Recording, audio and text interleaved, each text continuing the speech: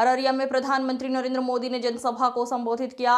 उन्होंने कहा कि वोट की ताकत ही असली शक्ति है जिसने बिहार को सामाजिक न्याय की भूमि बनाया। प्रधानमंत्री मोदी ने 90 के दशक के जंगल राज पर हमला बोलते हुए कहा कि उस दौर में बिहार में भ्रष्टाचार, कुशासन और भय का माहौल था।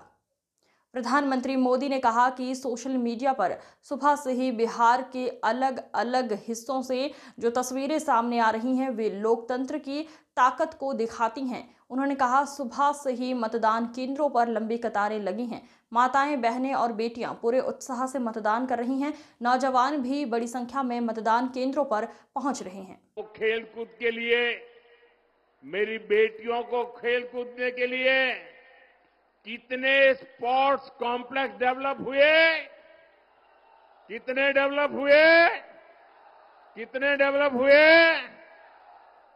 0 मतलब शून्य, मतलब नील बटे सन्नाटा। क्या आप जानते हैं 15 साल के जंगल राज में बिहार में कितने मेडिकल कॉलेज बने? जंगल राज में कितने मेडिकल कॉलेज बने? जरा जोर से बताइए, कितने मेडिकल कॉलेज बने? 0, शून्य।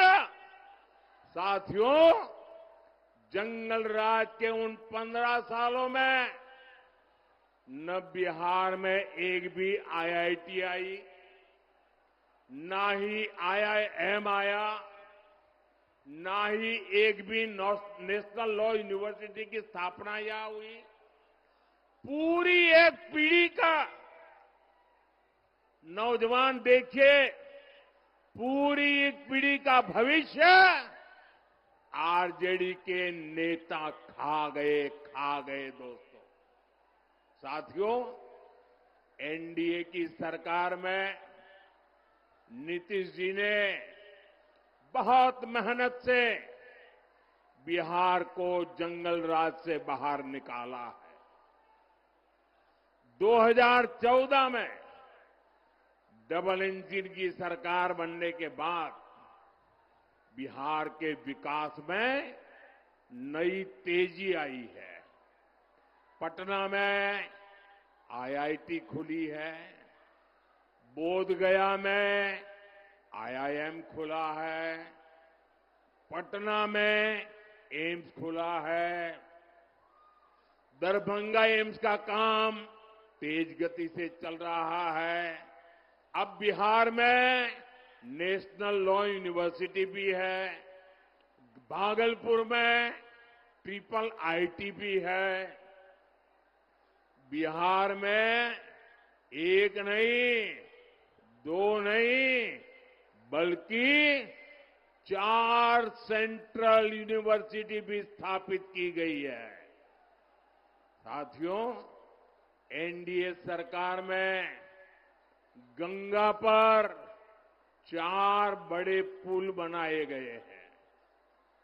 वीर कुंवर सिंह सेतु, जेपी सेतु, श्री कृष्ण सिंह सेतु, ओंटा सिमरिया सेतु, इसके अलावा महात्मा गांधी सेतु की पूरी तरह मरम्मत करके नया स्टील ब्रिज बनाया गया है।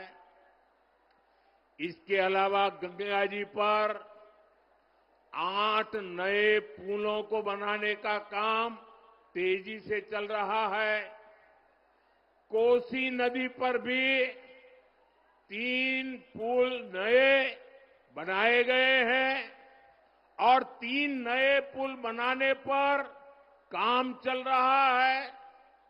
हमारी सरकार ने बिहार के लिए 7 एक्सप्रेसवे मंजूर किए हैं, जिनमें से एक का काम तो पूरा भी हो गया है। साथियों, यहां सीमांचल में भी आधुनिक इंफ्रास्ट्रक्चर का निर्माण किया जा रहा है। फारबिसगंज और दरभंगा के बीच रेल कनेक्टिविटी के लिए 90 साल इंतजार करना पड़ा। 90 साल, 3 पीढ़ी को इंतजार करना पड़ा।